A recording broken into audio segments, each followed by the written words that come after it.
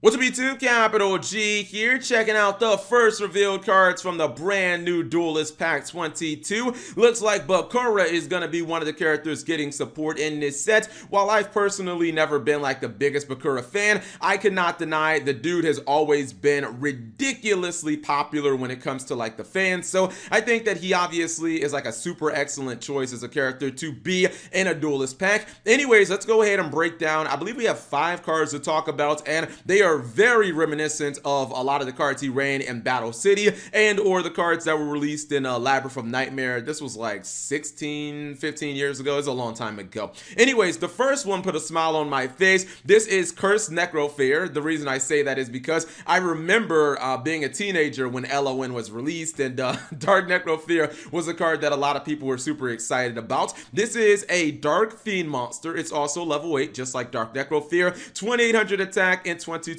defense. I didn't even need to look it up. I just already knew and kind of assumed that that was Dark Necrofear's stats in reverse, and yeah, they basically are. This guy has or this Gao, I should say, cannot be normal summoned or set. It can only be special summoned by a card effect, so it doesn't mean that you have to special summon it of its own kind of ability. You could just like Monster Reborn it or something like that. It says you can only use the first and second effects as hard once per turn. The first effect says you can target 3 of your banished fiend monsters, special summon this card, then shuffle those targets into the deck. Okay, so basically it's like a way of getting your banished fiend monsters back into your deck. Obviously, the original Dark Necrofear required you to banish 3 fiend monsters to summon. This can put those fiend monsters back in your deck. The second effect is really good on this card, in my opinion. It says if this monster you control is destroyed by an opponent and sent to the graveyard, keep in mind this includes battle or by card destruction, either one. It says during the end phase of this turn, special summon this card from the graveyard, then you can destroy cards your opponent controls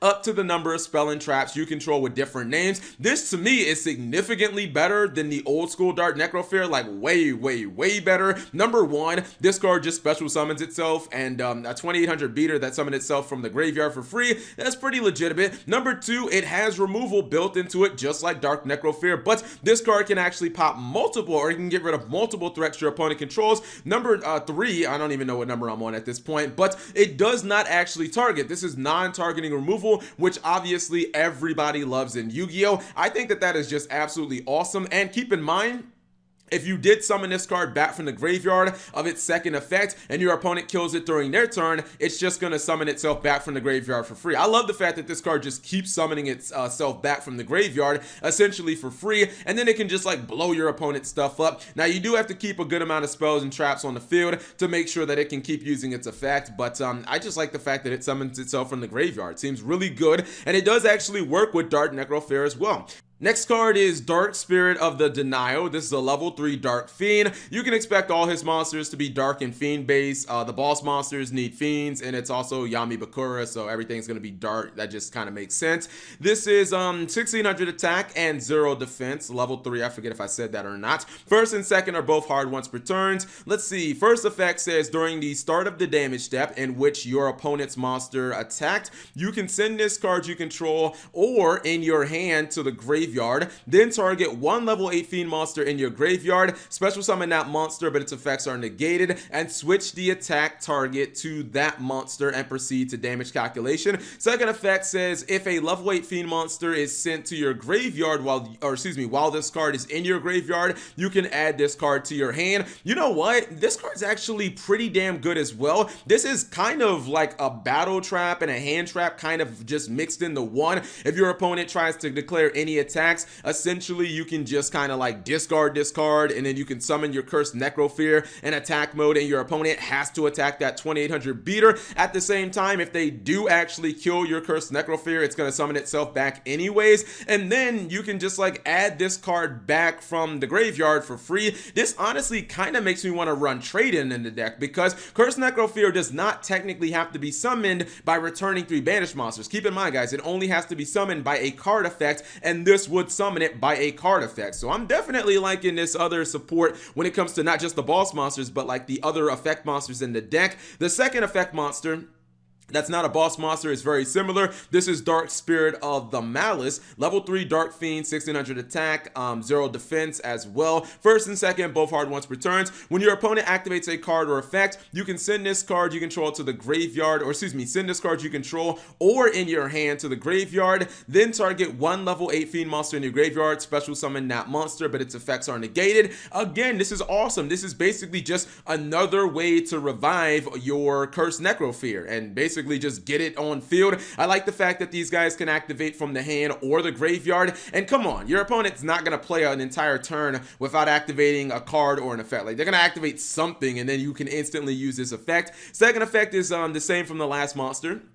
If a level 8 Fiend monster is sent to your graveyard while this card is in your graveyard, you can add this card to your hand. So basically you can tell that like all of Bakura stuff is about like maximum recursion. I mean, basically like the boss monster just kind of summons itself continuously from the graveyard, and then these monsters just like you discard them or you send them from the field to the grave, and then they constantly add themselves back to the hand when your level 8s are going to the graveyard. Again, it kind of makes me really think that like trading can be like super good in this deck. Now I will say the spells and traps are not as good in my opinion, and it's for one very obvious reason. Maybe you guys will disagree with me. Dark Occultism is a normal spell card with a hard once per turn on its first and second effect. The first effect says discard one card, add one destiny board or level 8 Fiend monster from your deck and or graveyard to your hand. The fact that you can get your cards back from the graveyard is kind of cool. I mean, basically it is a rota. It does require a discard, but I'm not gonna lie, I do like the utility. If you're playing Destiny board in 2019 for some reason, God knows why,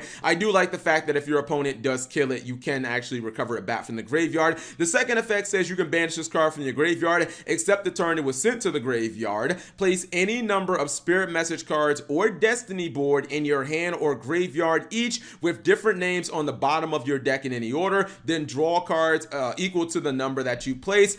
Okay, so when I look at Dark Occultism, it's really interesting because I see a card that actually has two good effects. I mean, the first effect, basically a warrior returning alive and or a rota for, you know, the important cards in your deck. I mean, it does require a discard, but you're getting the utility of both effects, so that's fine. And then the second effect is if you're playing Destiny board in 2019 for some fucking reason, I don't know why, you can essentially recover if your opponent, you know, destroyed your spirit message pieces or they destroyed your Destiny board. You can put them on the bottom of your deck and hopefully draw some new cards that put you in a better situation. I just kind of feel like Konami is beating a dead horse. Like, I get it, you want to stay faithful to the anime and to the character, but let's be real, guys, ain't nobody winning with Destiny board in 2019.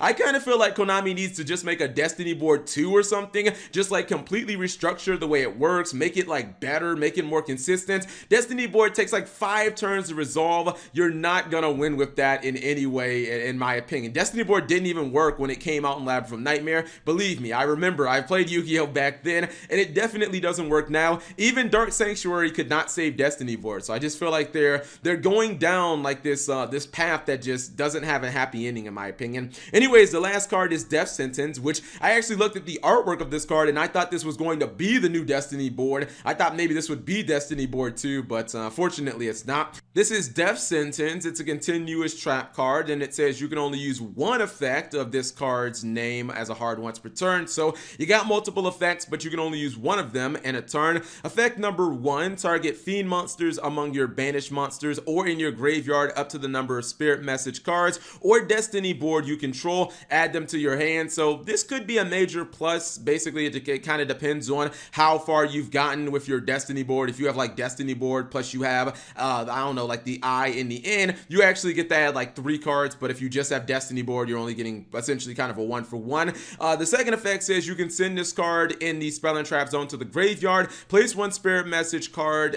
from your hand, deck, or graveyard in the spell and trap zone and treat it as if it was placed there by the effect of destiny board. Again, I mean, they're really still trying to make destiny board a thing. The first effect can get you pluses. It's just, I don't believe destiny board is ever going to be viable. I mean, when I was 16, I thought destiny board was trash, and I still think it's trash. So I just don't ever really see myself buying into Destiny board unless Konami makes a new one. So, I mean, maybe you guys can say that I'm not looking at it objectively. I don't really believe that Destiny board is ever going to be like a legitimate win condition. The actual monsters, though, I think they're phenomenal. Like, this is how you do legacy support right, with a boss monster that kind of like infinitely floats, and, you know, effect monsters that just constantly add themselves back to the hand. I think those are good. I'm not a fan of Destiny board. I don't think I ever will be, and I just don't really see it working in the future, or, you know, I already knew it didn't work in the past. But whatever you guys think of the new support, let me know in the comment section below. Thank you guys for watching. As always, subscribe if you have not already,